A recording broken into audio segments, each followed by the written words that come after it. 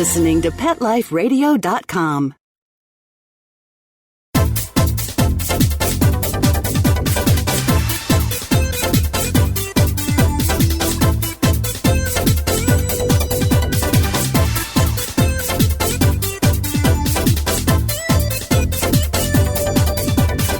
Hello, you're listening to Animal Party on Pet Life Radio with your host, Deb Wolfe. And today I have with me somebody I love to interview because you never know what she's going to say. Today's no exception. I've got my questions ready for her. The first thing we're going to be talking about is pot and pets. That's right, marijuana, kitties and doggies.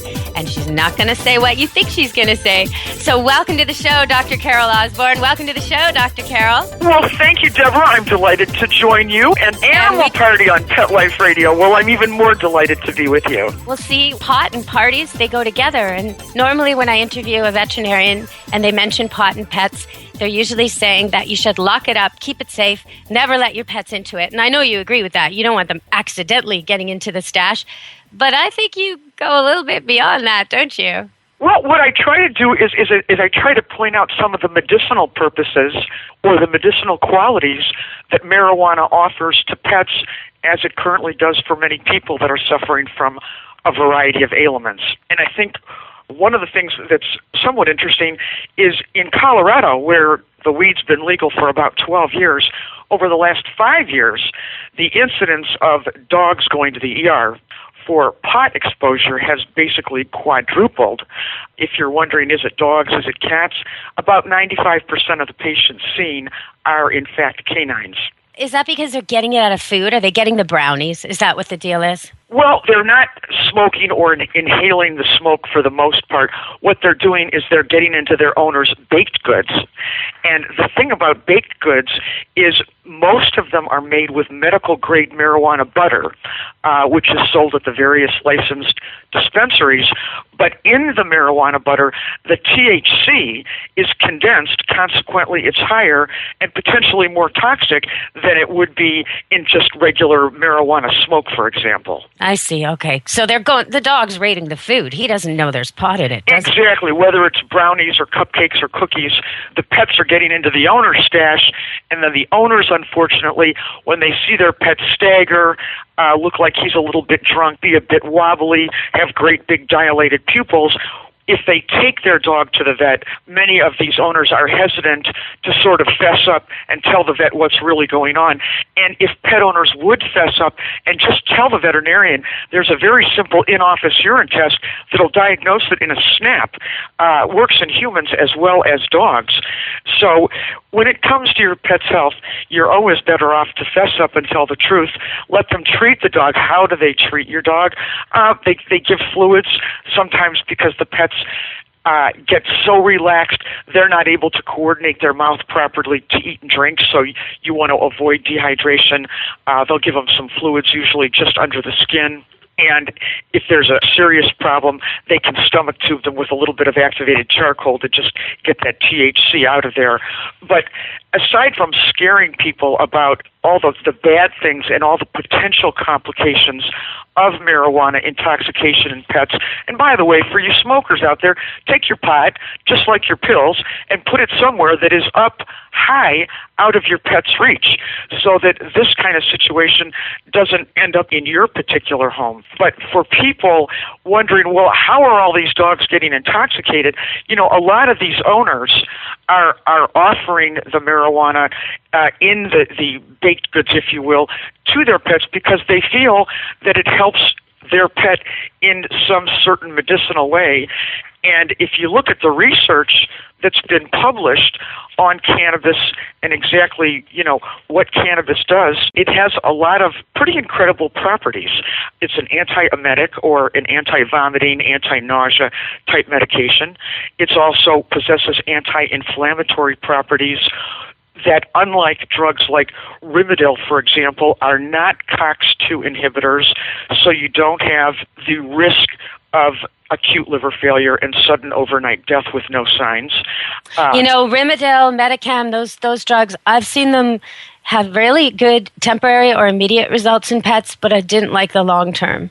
I really didn't. And so that's a question. And I don't know if it's direct cause and effect or the pet would have suffered anyhow, but it just seems like of all the years I've been doing this, I don't know about those. Same as prednisone. The effect on the pets, I mean, it's always in a dire situation when it gets put on prednisone, but sometimes years later you can see that it's really not having a good quality of life as a result of prednisone is one of those things used for itching and allergies, for example, that creates an effect right now. So if you're itching at the vet, by the time you get home it's going to be a 14-day miracle from the shot. What they don't tell you is as the years go, it's very hard on the liver and kidneys.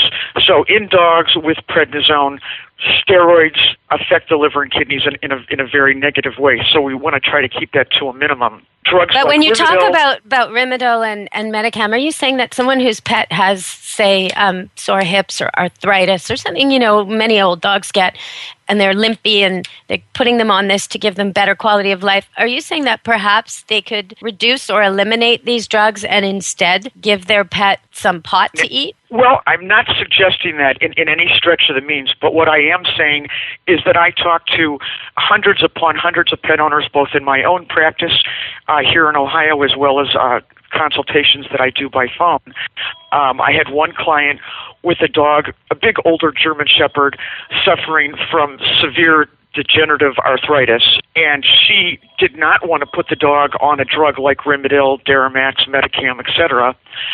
So she elected to go with a natural combination of glucosamine, MSM, omega-3 type supplements, but told me on the phone that she gives the pills with marijuana butter. And she felt that not only did it make it easy for her to give the pills, but that she also felt that her dog appreciated the medicinal properties or the anti-inflammatory properties of the marijuana or the THC in the marijuana itself. So can I ask you, when you talk about marijuana butter, it makes me think of cats, right? Because sometimes it's really, really hard to get cats to take anything or eat anything, but they do like butter. So is this something that you could put a tiny bit of marijuana butter on your finger and a cat would lick it off? Or do you really have to be worried about doses with such a strong drug with a small animal like that? Well, be it perfectly clear that I am not advocating that any pet owner goes out and gives marijuana or marijuana butter to their pets.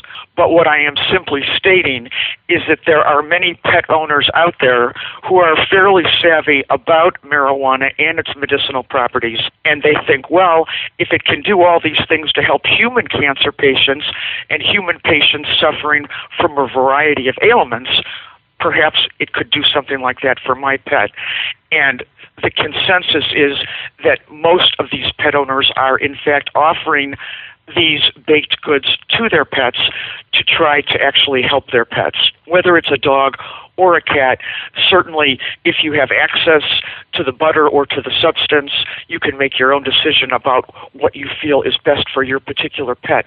But do understand that there are more than a handful of veterinarians out there that are aware of the properties of marijuana, that are not opposed to its medicinal properties, and we'll talk to you honestly and openly about what that particular product may or may not do for your particular pet. It's interesting we're talking about this today. I booked this show last week without realizing that in the interim, Obama would say that he's not going to use federal laws to come down on the states that have decriminalized pot in the last little while. And our leader, our Prime Minister, Stephen Harper, just out of the blue came down with something that's really, really scaring the sickest people in our society, the people with cancer and MS who rely on pot for relief and get it grown by a designated grower. He's now saying nobody can grow and nobody can be a designated grower except for these big, giant conglomerates, which are actually suspiciously connected, it seems, to organized crime. So I think he's either duped or in their pocket. But one way or the other, he's making a huge mistake for some very sick people. These are people with cancer and Crohn's and MS and debilitating things that only pot helps them with. And everything else has so many side effects. And I suspect it could be the same for some really ill pets, couldn't it? I would have to absolutely agree with that statement, that I think that it needs to be further researched. There needs to be more investigation and further testing. But certainly there are veterinarians out there in the field aware of the benefits or the potential benefits that it has to offer, and there is published data on marijuana, its medicinal properties, as well as its effects in pets. And I would encourage pet owners that are interested in that to do your due diligence, do your homework, talk to your veterinarian, and then make your decision accordingly. Yes, we're going to go to break on Animal Party with Pet Life Radio, and we'll be back to talk to Dr. Carol about a few other things, including, well, this is kind of controversial. I always thought you were supposed to spay and neuter your animals really, really soon. Really soon. As soon as possible. 6 months maybe, 8 months, 10 months at the most, especially for the boys. But Dr. Carol has a different take on that, so stay tuned to Animal Party and we'll find out what she's got to say back in a bit on Animal Party with Pet Life Radio.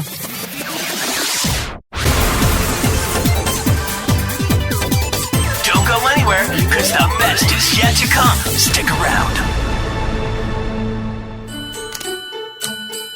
Is the coast clear? Yes, let's go. Are you sure they went to Petco? Where else would they go?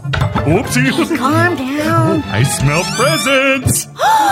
Go to PetcoDeals.com and get $6 off your order of $60 or more and up to 40% off hundreds of holiday items at Petco. That's PetcoDeals.com. Go now. Uh-oh, step on it. Okay. Oh, not on my tail. Petco, where the pets go. X-Power is a global brand that offers a complete line of stand dryers, cage dryers, and multiple blasters that cater to both home and professional groomers. Designed to be quiet, lightweight, and powerful, X-Power pet dryers will save you time, energy, and money. The X-Power B2 Pro at Home Dryer is the perfect holiday gift for family and friends. Please check out our holiday specials at viperpet.com and amazon.com. For more information, visit xpower.ws or call 855-855-8868. Let's Talk Pets on PetLifeRadio.com. You're inside the VIP room With the hottest party in town. Back to the party. Let's go! Hello! We're back on Animal Party with Pet Life Radio. I've got some news stories for you today, but before we get to that, let's find out what Dr. Carol has to say about spay and neuter. Well, thanks for having me back, Deborah. And as far as spaying and neutering goes, for you pet owners that want your pets to enjoy the maximum or the optimal levels of health, wellness, and longevity, then remember not to spay or neuter your pets until they are age 6 or older. So why did we all grow up learning to spay and neuter our pets just as quick as we could? Well, I'll tell you why. It's because we've got a whole bunch of irresponsible pet owners that don't keep their pets on leashes. So we have all these dogs and cats getting pregnant, having babies that no one wants, and then, of course, the shelters are booked up to their necks with pets looking for good homes. So we do not spay and neuter our pets for their health. We spay and neuter pets to try to combat the problem with pet overpopulation. What does early spaying and neutering do to pets? Exactly the opposite of what we've all been taught. It increases the incidence of cancer. I'm talking about reproductive tract cancer. I'm talking about cancer of the bone or the long bones, if you will. It increases behavioral abnormalities. So if you went out there and you used to think that Goldens and Cocker Spaniels were the two greatest breeds personality-wise you could choose from, well, think twice. If you spay or neuter that little dog at a very young age, you may not have adopted or purchased the dog with the personality that you thought you were going to get initially. In addition to cancer, diabetes, arthritis, pancreatitis, Alzheimer's disease, and a 30% reduction in health, wellness, and longevity. Those are some pretty alarming statistics, and that is published data, actually published by the American Veterinary Medical Association, who advocates early spaying and neutering. You know, I wonder about, I don't know if you mentioned it because the list went pretty fast. What about the cancer, I guess it's breast cancer, that the females get? Right. Cancers of the reproductive tract, for example, breast cancer in a female dog, prostate cancer, let's say in a male dog. What's interesting is that, yes, the incidence of hormonally or sexually related disorders, whether you're a male, for example, worried about prostate issues, or a female worried about breast issues, the incidence of those issues does not decrease with spaying or neutering. It instead increases. Once again, the exact opposite of what most pet owners have been told by their veterinarians, and the exact opposite of what good students like myself learned when we were in veterinary school. Okay, what about, and I know it's one of these cancers, but it's specifically been told to me over and over again that I must spay my breeding dogs when they're finished because they'll get pyometria. Are you saying no, that's not right? Okay, that's a very good point. Pyometria is a big fancy word for pus in the uterus. And when intact or unspayed female dogs hit the ages of somewhere between, let's say, 8 and 12, there is a chance that they could get this disease called pyometria, and the treatment is spaying the dog immediately to remove the uterus that's filled with pus. But remember what I just said, spaying and neutering your pets anytime after they hit 6 years of age. So spay and neuter your pets before they hit 7, you'll never have to worry about pyometria. But is that, okay, so I'm trying to, for my breeding dogs, like now I did spay my mama dog and around that age, older, just about 8. And, but she didn't, there was a lot of reaction to it. Like she tried to chew off her tail and then I had to have her tail docked, even though she's a golden retriever. And she just didn't do well with this. I regretted it after. So my male, when I retired him, I didn't neuter him. And I'm sort of waffling on this. Always I'd had pet dogs that I'd neutered and spayed. And now after hearing you and having this bad result with this one breeding dog, now I have 2 young breeding females and a young breeding male. But when they get elderly and they're not working anymore, what's your recommendation? Should I leave them alone? You're in a quandary. With respect to your male breeders that you're no longer using for breeding, quite honestly, in my opinion as a veterinarian going on for 25 years, because the incidence of sexually related diseases does increase as we spay and or neuter a pet, there wouldn't be anything causing me to run to the vet and get my dog neutered. With respect to your female dogs that are over the age of 6 that you're no longer using for breeding, then yes, I would recommend spaying those dogs primarily to prevent this pyometria situation from popping up in your arena. Even though if it pops up, it's the same thing anyway? Like it's sort of like when you do something just in case, but if it happens, it's the same. Like, why would I put her under and go through surgery? The reason is because it's not an uncommon problem in these older intact females. And if I was going to say, I can't give you an exact percentage of older intact female dogs that develop pyometria, it would be rare to see a pyometria in a dog that was 8 years of age or less. You might be talking about maybe 10 or 20% of the canine population that is prone to pyometria. The difference is one way you do it electively, you do it when you'd like to do it at your convenience. Nothing is an emergency. There's nothing to get excited about. But when you actually get diagnosed with a pyometria, then it becomes an emergency or a life-saving procedure. And that's why spaying the dog anytime after she's 6 is just a smart, prudent decision to make to avoid an emergency situation down the road when she's older and less able to handle the anesthesia, which is always your number one risk. It's never the surgery, it's always the anesthesia, because once someone puts you to sleep, whether you're a person, a dog, or a cat, there's never, and I repeat, never a guarantee that you're going to wake up. And I think sometimes we forget that as our pets get older and older. Really common with people with older pets and they get a dental. The dog is 15 years old and they put it under general anesthesia for a dental, and that's the last time that individual sees their pet. That's something that I think needs to be reversed.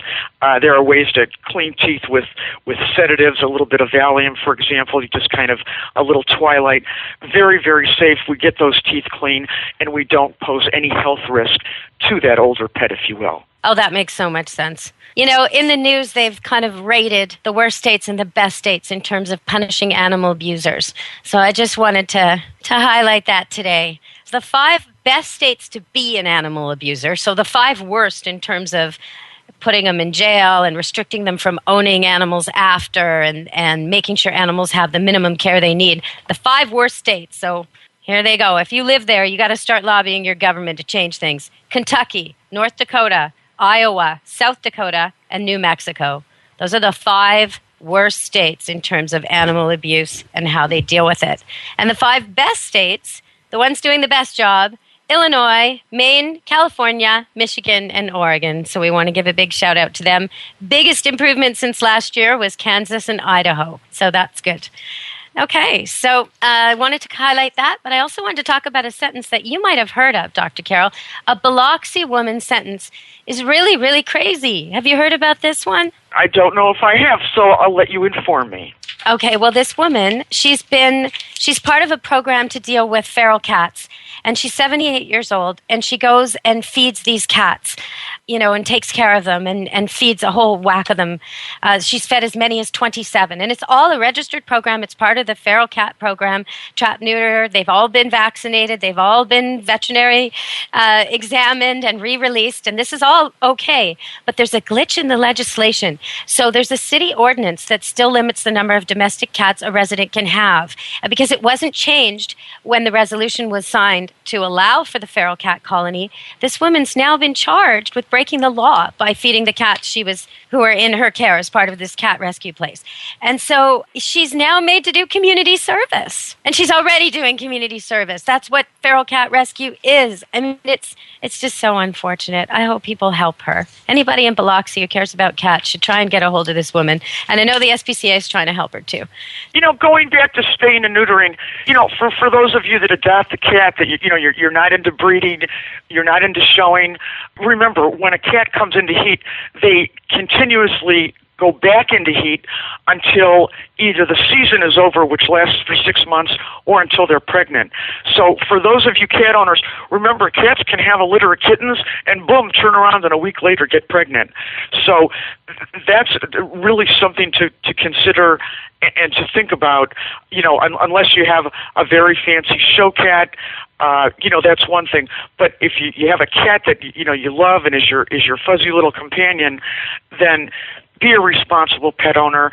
If you don't think you can keep the cat under lock and key, under your attention at all times, then I think spaying and neutering is the answer, so as to avoid, for example, these type of feral cat problems, which are huge. Well, and when you talk about that, it's with the dog people too. I mean, I think there are a lot of people out there who don't want to put in the time to train an intact male, because it is more work. It's absolutely more work to train an intact male, and it's ongoing. Every time he gets the sniff of a female. It's absolutely more work, and for those of you that get a young male puppy who's very aggressive, that's another reason to neuter, because when you neuter these dogs at a young age, it cuts that aggression, and it makes them a little bit more easy to handle, and it makes them more responsive to training.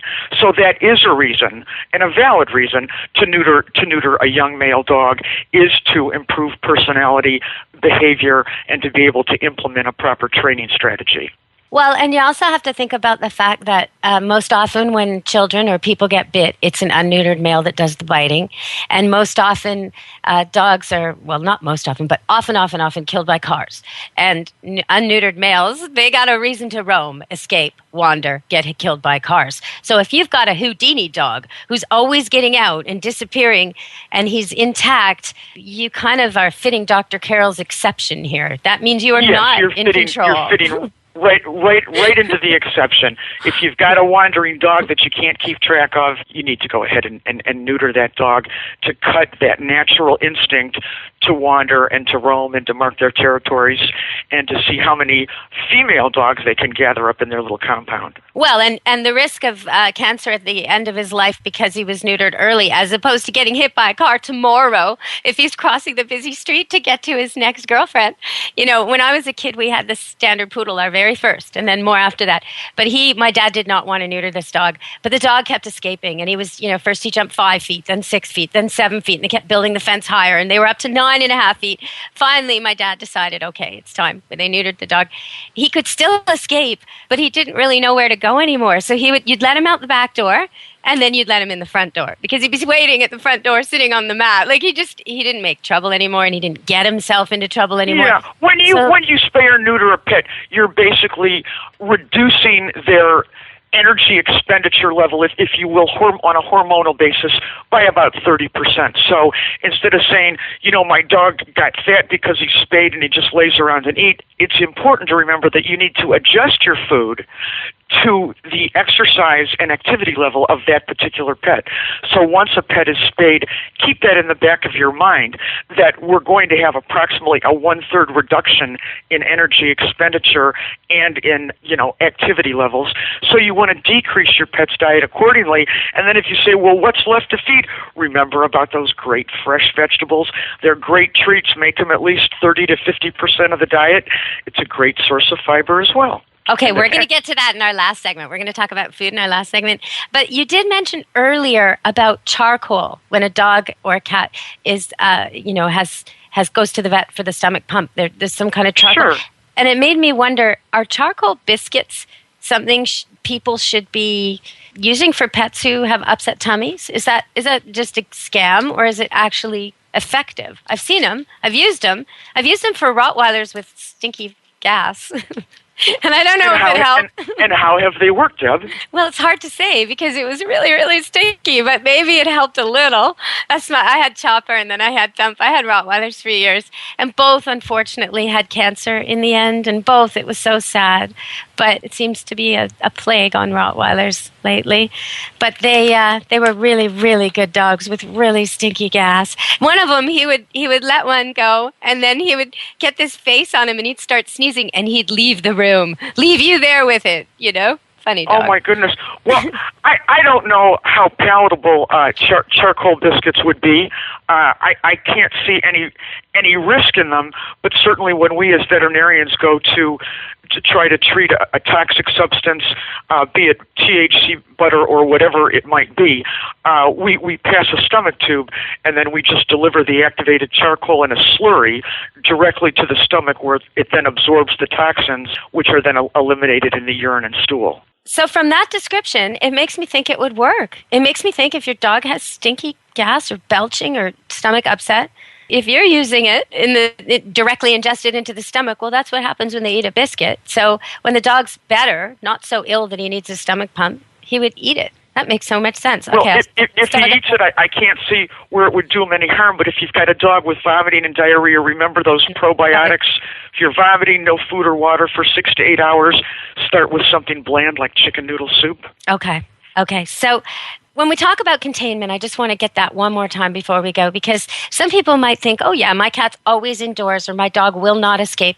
But I think they underestimate the desire of the cat in heat to get out, or the dog living next door to the dog in Right. heat. That's kind of like saying I have an indoor pet, consequently he'll never get a flea because mosquitoes will never come into my home.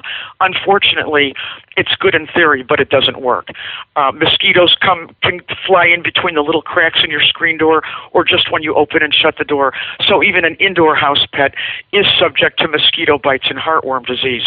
And I say that to make a point in general, if you will, that you might think that you can keep your pet under watch and key 24/7, but the chances of that are very slim. So yeah, you know what? I've seen some spectacular things. My Golden, who's now spayed, she had this thing for this neutered Schnauzer. I don't know why she liked him so much. True lust, just an absolute crush on this neutered Schnauzer named Max. And she actually broke into his pen in the kennel. I don't even know how, because the latch was still on and the lock was still on when she was in heat trying to mate with him. Now he's standing there humping her, looking at me like, well, you got to try. But and that would never have been my intent. I was escorting her. She, determination, power. I was there. I witnessed it. I can't say how it happened. They are so strong. I've seen a girl. You know the old saying is you can't fool Mother Nature. Well, that's true. You can't fool Mother Nature, and Mother Nature made it so that when dogs and cats come into season, they emit certain odors, which we refer to as pheromones, which let all the other four-legged members in the neighborhood know that we've got a female in heat, we've got a male dog out there on the prowl, so everybody gets together, and that's how the species perpetuates itself.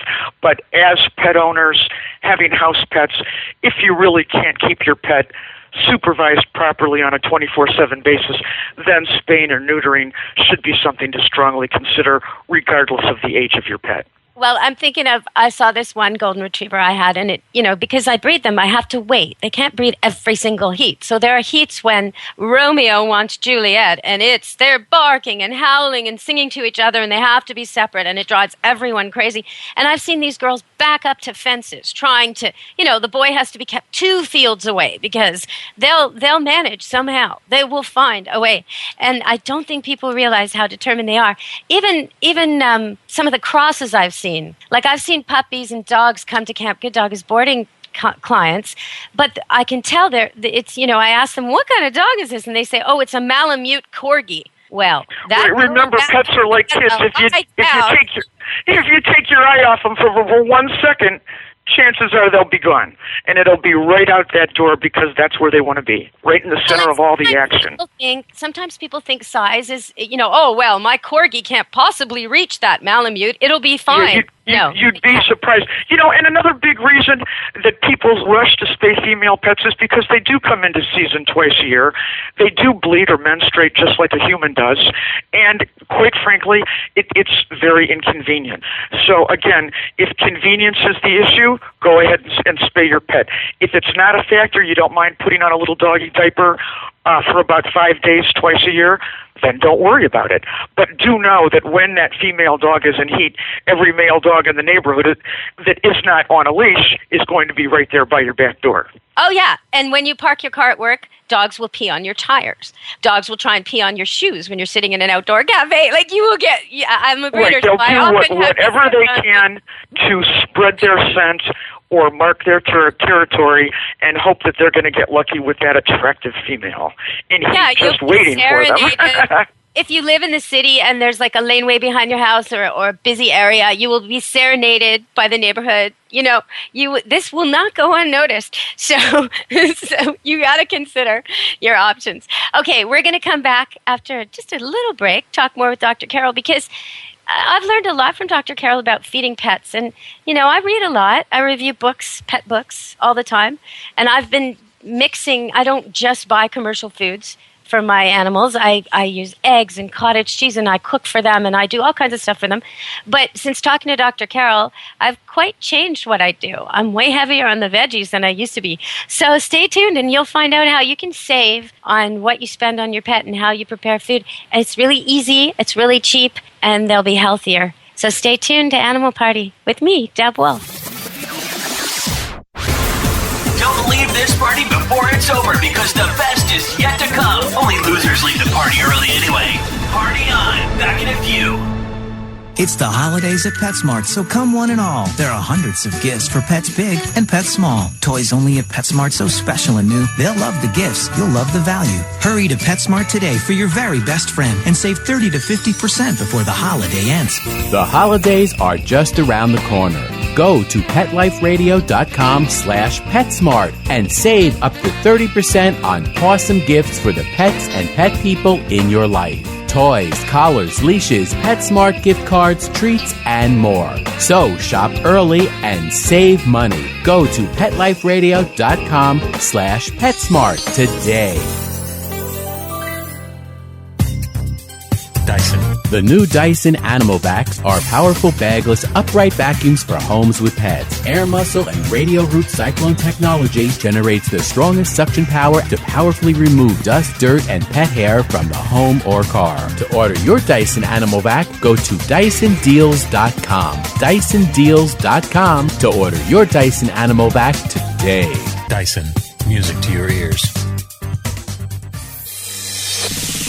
Coast to coast and around the world, it's Oh Behave with Arden Moore. Find out why cats and dogs do the things they do and get the latest buzz from wagging tongues and tails in Rin Tin Tinseltown. From famous pet experts and best-selling authors to television and movie stars, you'll get great tail-wagging pet tips and have a fur-flying fun time. All Behave with America's pet edutainer, Arden Moore. Every week on demand. Only on PetLifeRadio.com. Let's talk pets Let's talk pets on Pet Life Radio. Pet Life Radio. PetLifeRadio.com. You're inside the VIP room. With the hottest party in town. Back to the party. Let's go! Hello! We're back with Animal Party. And I am going to talk about that monkey at Ikea. I have to. But before we get to that, we're talking to Dr. Carol Osborne. And she's going to help you trim your bills and feed your pets in a better way with some common sense, looking at your refrigerator. Right, Dr. Carol? Absolutely. For those of you that are out there and you're thinking, what's the very best pet food that I can buy for my dog? And I get that question multiple times a day. And what I say to people in all honesty is, if you want to pick the best of the worst, then at least go for something that's organic. If it's 100% certified organic, the preservatives, the chemicals, the carcinogens, they're not there. So it's the best of the worst if it says PET on the label. But remember, when you're looking at anything that's sold as pet food, when that chicken goes into the rendering factory, the breast, the thigh, the leg, the parts that you and I think about, Deb, those parts go over to the human side. The parts that are literally left over on the slaughterhouse floor. The beak, the tail, the hooves, the insides, the parts that we don't like to think about, those, unfortunately, are the parts that go over to the pet side. So no matter how good the TV commercial looks or how pretty the graphics are on that package, don't think that that lamb chop or the filet mignon or the chicken breast is actually in that package of food, because it is not. So for those of you... I want to ask you, is there anything wrong? Like, I've seen people, rescue greyhound people, the people who adopt greyhounds, they feed their dogs 3 times a week, chicken necks and backs. I've seen in Israel chicken feet constantly thrown into dinners for dogs. Like, is that bad? No, actually, the chicken vertebrae, you don't want to give too many at a time, and you don't want to do it more than 2 to 3 times a week, because it's very rich, but it's like a little dental floss. So dogs love them. They're great for the teeth, the gums, dental and oral hygiene, A+ on that, and it's a great source of protein. Okay, so it's not the ingredient you're talking about, it's the process, it sounds like, right? Well, we're talking about ingredients and processing, but if you're talking about chicken backs, the back is just the spinal cord, which is made of a series of vertebrae. So, for example, if you had a 30-pound dog and you wanted to know what would be okay for my dog, I would say he could have 2 vertebrae 2 to 3 times a week, tops. And remember that it's messy, so you want to offer that to your pet outside, or it'll mess up your house big time. And what would that be for? Like a young, healthy, exercising a lot type dog, or no, elderly too? Dogs of any age, it's a great treat, and it's great for the dental health, and they love it. Oh, okay. Yeah, it's a very healthy, low-cal, high-protein snack. Okay, what else should we be thinking about? Like, what happens when I get cottage cheese and I know it's going to go off and I don't plan to serve it, but it's still good. I don't dump it. I don't let it go off. I give it to my dogs. I give my dogs eggs all the time because I have hens. I cook the eggs, though. Should I not be cooking them? Should I be cooking them? I cook them. I think in today's world, with the contamination in the human and the pet food chain, cooking your food makes a whole lot of sense as opposed to eating it raw. For those of you that might be thinking about homemade diets, it's as easy as pie, just like Deb said. You can go one of 2 ways. With dogs, 1/3 is going to be your lean protein, your chicken, your turkey, your beef, or Deborah, in your case, eggs, 1 egg, 7 grams of pure protein. Category number 2 is your long-acting carbs. That would be any kind of rice, potato, pasta, noodles, or macaroni. And the 3rd phase, 1/3 fresh vegetables, broccoli, cauliflower, carrots, green beans, peas, spinach. The list is endless. Pick 1 item from each category, cook it any way you like, mix it together. The final preparation, you can add a 1/2 teaspoon of extra virgin olive oil per cup of food. It enhances the smell and the taste, and it's a great source of those essential omega-3 fatty acids. And finally, remember that dogs like food that smells good, so season it up. The top 3 flavors most dogs enjoy: barbecue sauce, pasta or tomato sauce, and the brown sauce that a lot of that Chinese carryout comes in, which is called tamari, T as in Tom, Amari. You can buy a bottle of low-sodium tamari for a couple of dollars at just about any grocery store. For those of you that are worried about carbohydrates and allergies, just eliminate the carbohydrates, make it 50% lean protein, 50% fresh vegetables. And for you cat lovers out there, remember, cats are obligate carnivores. They were designed to eat meat and meat alone, not omnivores like man and dogs designed to eat meat and plants. So for you cat lovers out there, 80% meat, 20% fresh veggies. What kind of veggies do cats like? They like the little white asparagus tips. They love creamed corn. They like finely grated, shredded zucchini that's nice and fresh. And you can mix that into the meat while it's fresh and in its uncooked form, and it adds a little bit of texture as well as color to the food. And you know that first, pets judge their meal based on smell, and number two, they judge the meal based on texture. And then after the food's been eaten, then it comes down to taste. Okay, now my cats try to get into cucumber, so I've let them have that. They seem to like to lick melon, but not eat it. And then I don't let them have cottage cheese and milk, but they really, really want it. Am I right not to let them? You know, for the most part, you are. Cottage cheese and milk are filled with the milk protein, which we refer to as lactose, and with age and the need for and once the need for suckling or nursing, breastfeeding, if you will, has subsided, the enzyme lactase responsible for digesting that milk protein, the amount of that enzyme diminishes in the body. So a lot of times that can lead to what we refer to as lactose intolerance, which turns out to be diarrhea. So uncreamed cottage cheese is a nice little protein source if you've got a dog, for example, with a little kidney issue and you're looking for ways to increase the protein without adding meat so that you can avoid that phosphorus. But uncreamed cottage cheese, no problem. When it's real creamy, be careful because it can lead to diarrhea. Okay, so when my yogurt, same thing as the cottage cheese, when I think I'm not going to use it up and it's getting near the date, I give it to the dogs. I haven't given it to the cats. They really give me the evil eye on this one. Should I be giving them yogurt or no? Absolutely. Again, Cats can have yogurt. Yogurt is filled with friendly bacteria called lactobacillus.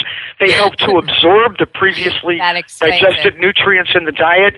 They line our intestines, and we need them. So it's a great little snack. Buy yogurt with fruit that tastes good. Dogs and cats both love it, and it's absolutely fine. That's so funny because they actually have the gall to jump up on the counters, which they almost never do, in my face when I'm doing this. Like, they look at me like, are you kidding me? Like, they're shocked that I'm giving it to the dogs. There's a little cat-dog rivalry going on here. And that just shows you how keen their sense of smell is, because for the most part, we don't think of yogurt as even having a smell, but it does, in fact, and that's why those cats are jumping onto that counter. Okay, so yogurt's good for everybody. Yogurt is always good, yes. You get that organic yogurt, it's got those live active cultures, and those are those friendly bacteria that we need to absorb our food. Now, I try to get my kids to eat salmon and tuna from the can with the oil in it, but some they won't. They only like a little bit. So instead of pouring the rest down the sink, I do give that to the dogs and the cats. That's okay, right?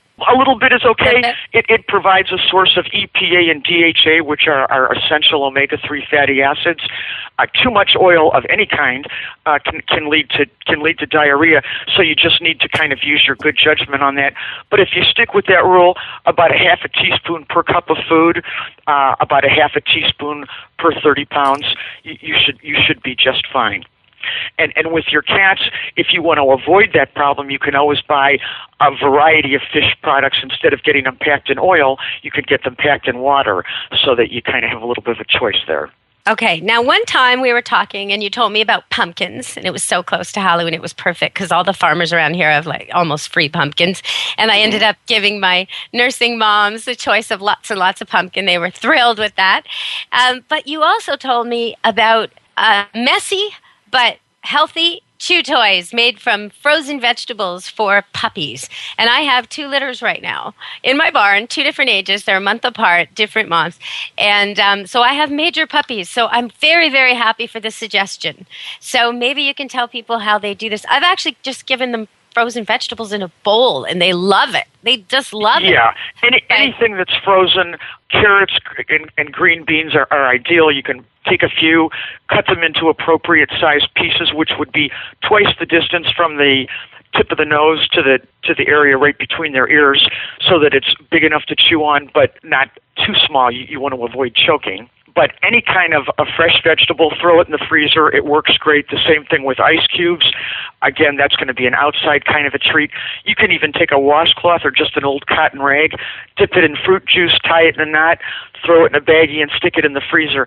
Those are just great, wonderful, homemade, healthy chew and teething treats that are great not only for young puppies that are teething, but chew toys for dogs of all ages. I'm not sure that I would leave a puppy with the cloth in case they tried to ingest it. I think I'd have to watch them. Anything you do like that with a puppy, you're going to need to keep your eye on them. Absolutely. Yeah. Well, when I pour it, these are 2-month-old and 3-month-old puppies, and when I go into the barn with a bag of frozen vegetables and I pour it into the bowls, they are so excited. They're just running around, and each one will grab like a big thing of broccoli or cauliflower or something and run off to their little corner, gnaw away on it. It's adorable, actually. They look like little vegetarians. Yeah, and that's a great way to introduce a young puppy to healthy foods like fresh vegetables, is to either freeze fresh vegetables or consider already frozen vegetables. Use them as teething treats, feed them to your family, and when your dog grows up, he'll grow up loving vegetables and getting all the vitamins, minerals, and nutrients associated with them. I am going to talk about the monkey before we finish the show, and it kind of ties in with our animal sexual maturity topics. But before we get to that, I want to talk about catnip, because we were talking about pot and pets.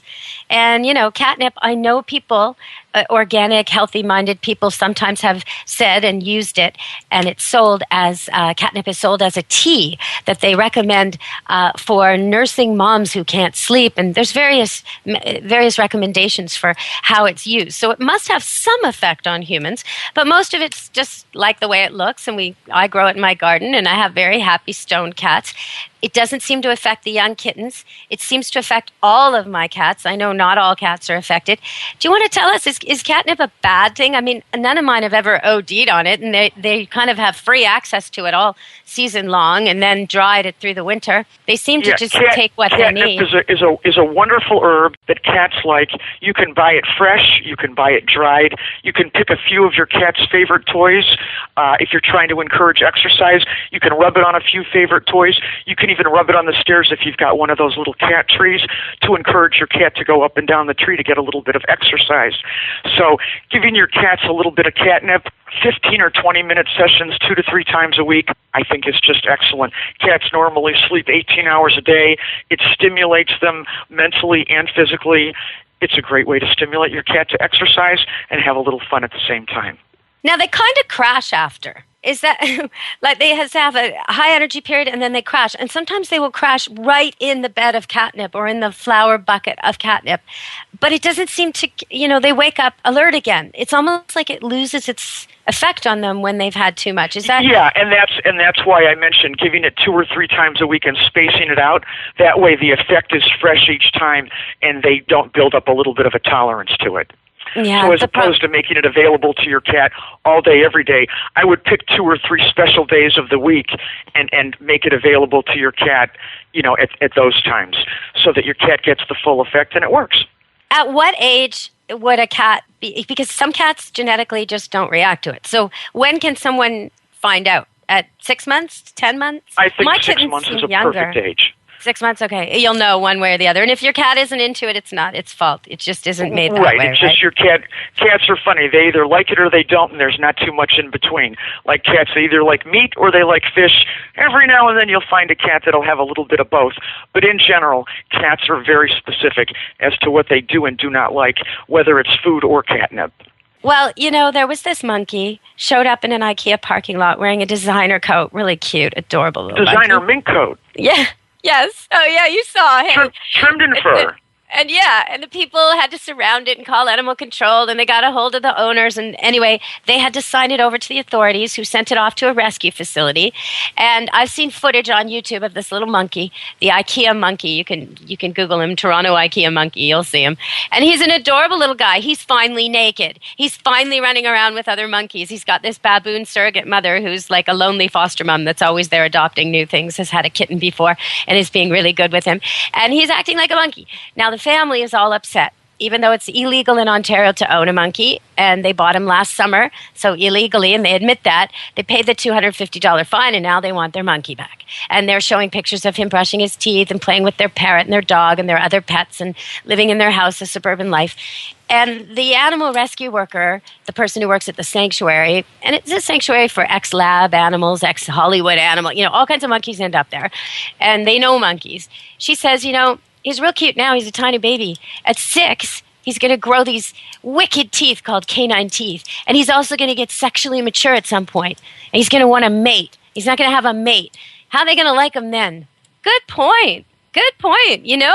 And I just think people don't know what they're getting into. They fall in love with these animal babies that have really been stolen. I mean, it's all bad, isn't it? What are they thinking? Remember that they call them wild animals for a reason, and wild animals are best left to the professionals and the rescue associations, the zoos and the parks that handle them.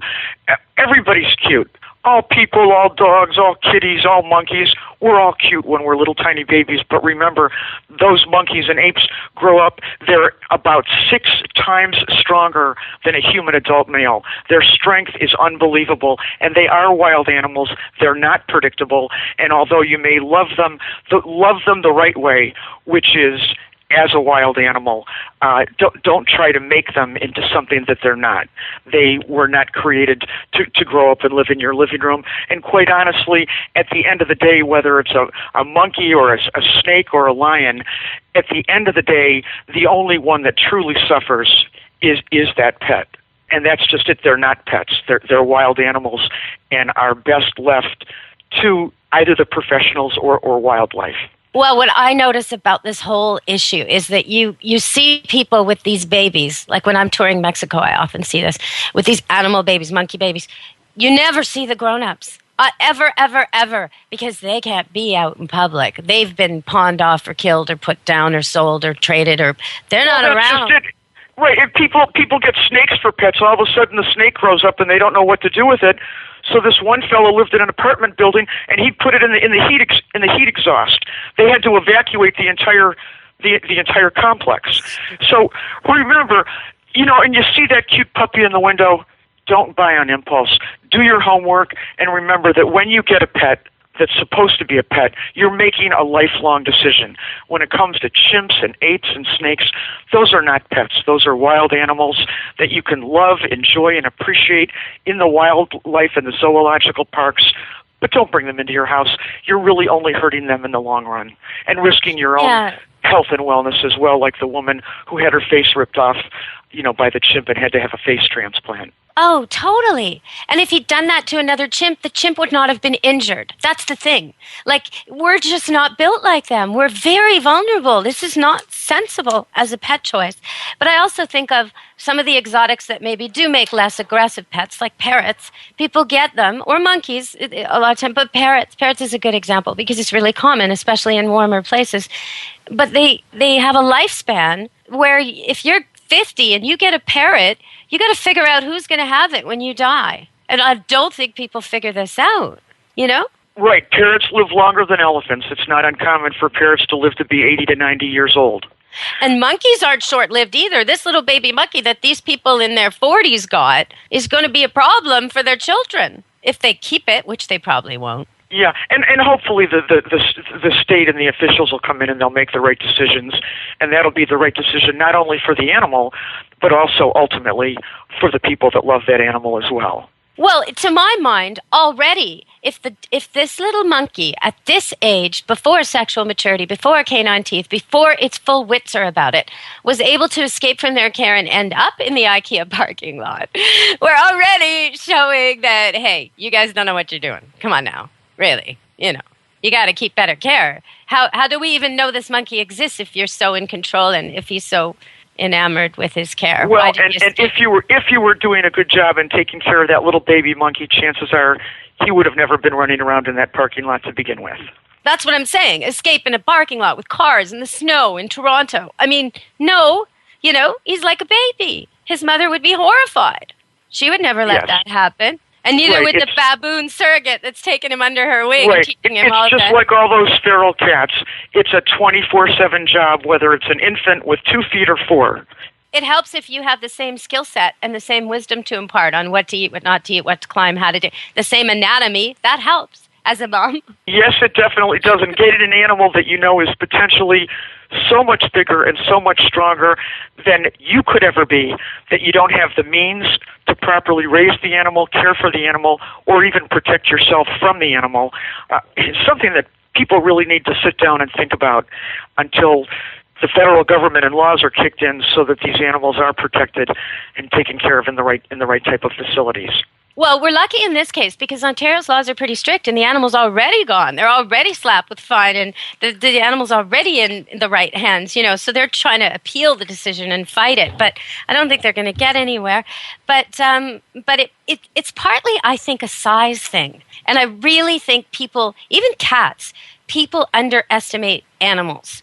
When you take a cat, I'll often talk about a first aid kit you need in your home, and I'll say you need a muzzle or you need something you can make sure you put over your cat's face so he won't bite you. And they say, oh, my cat would never bite me. Really? If he was hit by a car and half his leg was missing and you were trying to get him to the vet, he wouldn't bite you when he's out of his head with pain?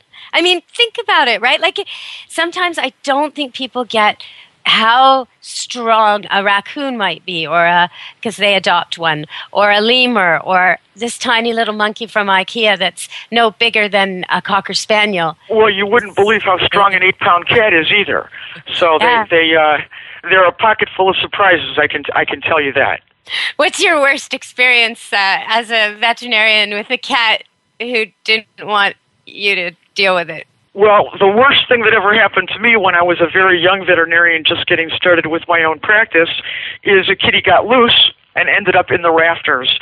So my advice is, if you're going to open up a veterinary clinic, make sure you've got flush ceilings and no rafters for that cat to crawl up in, because I think it took us 2 weeks to find that kitty.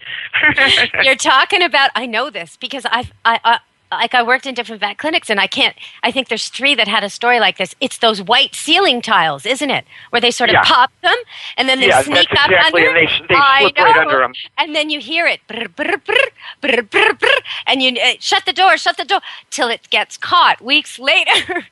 You know they're there, but you can't catch them to save your soul. And unfortunately, they go in and out of your front and back door just as quick. So you think you can keep your eye on them 24/7, but you can't. So be responsible. Don't buy on impulse. Don't buy wild animals and try to make them as pets. And consider cooking your own homemade pet food. It'll be great for the upcoming holiday season. Okay, how can people? I know you've got a website and a number and all this stuff. How can people reach you, Dr. Carol?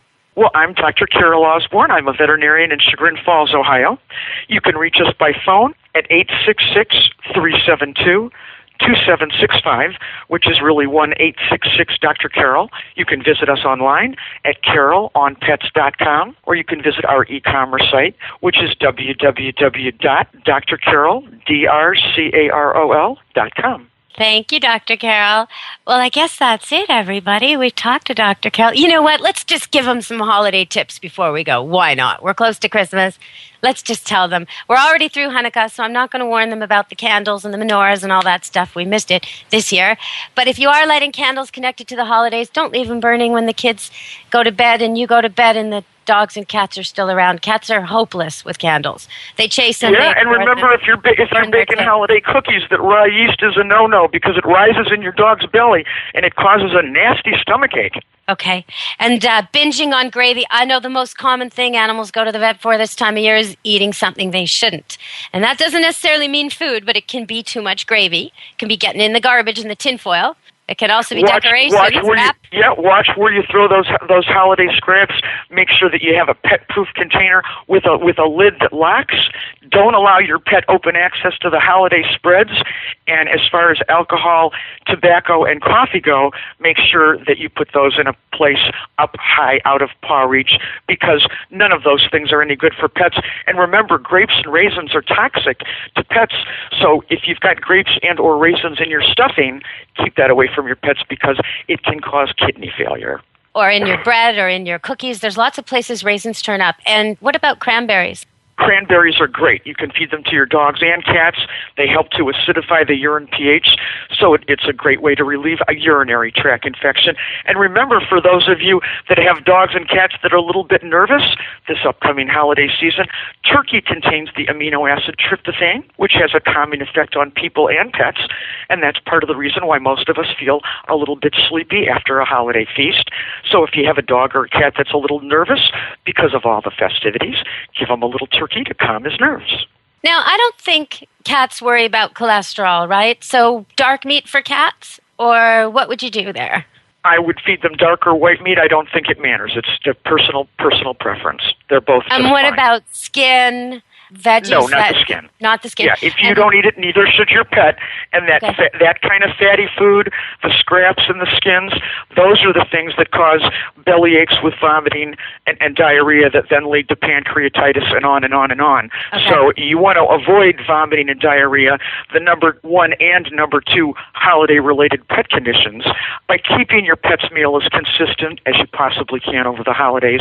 And make sure that your pet has a choker with a name tag with updated and correct information as far as names, addresses, and phone numbers, because holiday guests come in, those doors open and close all the time, and you just never know when Fido or Fluffy might just kind of slip out that door. Yeah, I like to make sure if I am entertaining and people are coming by, I like to make sure I have something they can give my pets that's healthy. And so they get, with a little sign that says, make me do a trick, because there'll be a dog parked in front of it and they'll know what to do, trick for treat, some sign like that. And then, then you're a little bit in control. But I also want to talk about some of the cold weather things, like wash your pet's feet off, dry it off if they're in a lot of road salt, because otherwise they're going to lick it and get sick. And make sure your water for your pets doesn't freeze when they're outside. Make sure they have shelter. I know you've said before, snow is not water, so make sure. Snow is not a good substitute for water, and for pets that are outside, make sure that they've got a shelter. Make sure that it's insulated. Put hot water in the bowl so that it stays liquid a little longer. Ice and snow don't work. And remember that antifreeze, it's in your car, it's in your radiators. It is deadly and it is toxic for pets. Propylene glycol is a less toxic form, sold in a brand called Sierra. It works just as well in your car, but it's a lot less toxic to your pet. Antifreeze tastes and smells good. About a tablespoon can be fatal for about a 10-pound dog. So keep your pets out of the area when you're changing your antifreeze, or even if you have a radiator leaks, watch out, because your pets will be right there on the spot. And about the Christmas tree, try to use just water in the base if you've got pets, because that flavored colored stuff is kind of irresistible and it's not good for them. It's toxic. Also, if you've got these beautiful glass ornaments, and if you've got food you like to decorate the tree with, like popcorn and lollipops that look like Santa and chocolates and things like that, you cannot do that with pets. You either have to put the tree all decorated like that, tempting and decorated with food and breakables, put that somewhere where you can lock the pets out and shut the door. Maybe there's a windowed room that it sets off beautifully. But if you want it in the living room with everybody else and you want to go to bed or go out and leave your pets with it, you need to think about this. Put that stuff away, because you can't expect your dog who wants to eat everything or your cat who can't resist something dangly to not go for it. And remember, you can make holiday decorating into a great family project, and into a pet-safe family project. You can use red velvet bows instead of hooks to hang your ornaments. For the ornaments, you can make non-breakable, pet-proof homemade ornaments. Safe for pets, fun for the whole family. You can try using cardboard, plastic, dried non-toxic flowers, fabric, wood, and even pine cones. There's a lot you can get at a craft store or scrapbook store for supplies like this, and it is a keep busy activity for kids at home. It's very, very easy. I like your substitution of paper clips because cats love to chase them and then they eat them, and it's a big deal to get out of them. But I want to also encourage people to anchor the tree. You know, when I had a tree and I had kittens, I would anchor it to the ceiling because the kittens would climb up the tree, right up. You know, got to watch it. Yeah, and make sure that you buy pet-proof extension cords, which if you need to, you can spray with bitter apple or even Tabasco sauce to make sure that your pets don't fuss with them. And remember that all your lights should be UL approved, and when you're not home or when you're sleeping, make sure to turn them off to avoid fires. That Christmas tree water that you mentioned, lots of it contains pine needles. If the tree has fertilizers and or preservatives, your pet drinks it, and guess what? Gastritis or there's a big bellyache on the way.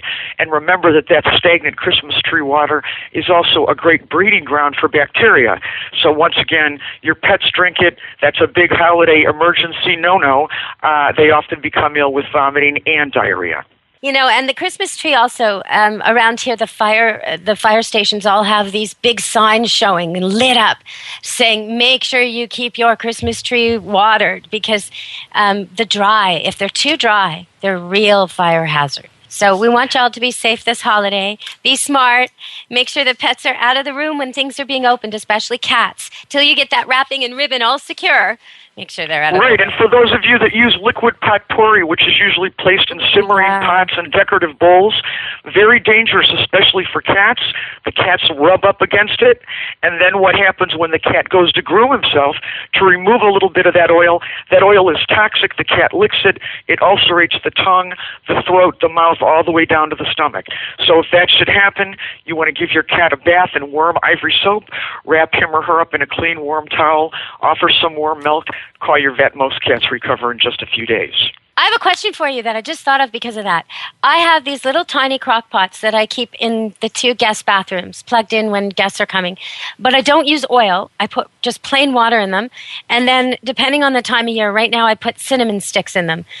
When it's spring, I'll usually put like basil or mint. Sometimes I put orange slices if I don't have anything else. Lemon balm. Is that going to be the same risk to them, or is that not really a big deal? No, I think that's not only excellent, but it's a great flea and bug repellent. So I think it smells great, and it's easy. And it helps to repel bugs and fleas. I think it's excellent. Oh, nice. Okay. Well, I'll keep doing that. I also do that in, I have like an ornamental old-fashioned kettle that I keep on my wood stove full of water with a mixture like this because it just makes everything smell kind of nice and fresh. And I didn't think I was bug repelling. Remember for you bird owners, if you're cooking with Teflon, remember those Teflon fumes are toxic to birds.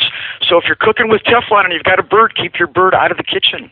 Okay, what if I have a coop 100 meters away? No problem, right? 100 meters away? Yeah. As long as it's far enough away that the fumes aren't going to get there, then I think you're fine. Interesting, because for some reason my hens stopped laying mid-September, and I can't quite figure out why. Yeah. I don't know why. I don't have the solution as to why your hens have stopped laying, but for those of you who have cats that love to get into garland, tinsel, and angel hair, remember two-tone ribbon works just as well, but you can avoid the cats nibbling like they like to do with tinsel and angel hair, and then you can also avoid costly emergency visits. They get what we call a linear foreign body because that's how the cat's intestines look on an x-ray after they've gotten done eating garland, tinsel, and angel hair. Oh, that's terrible. Okay, well, I want you to tell me something. I came up early in the show, and we are running out of time, and so I need to just ask you this one thing. You were talking about cooking for pets, and dogs in particular, 1/3 protein, 1/3 carbs, 1/3 veg. The cats, I think, was 80-20 with no carbs.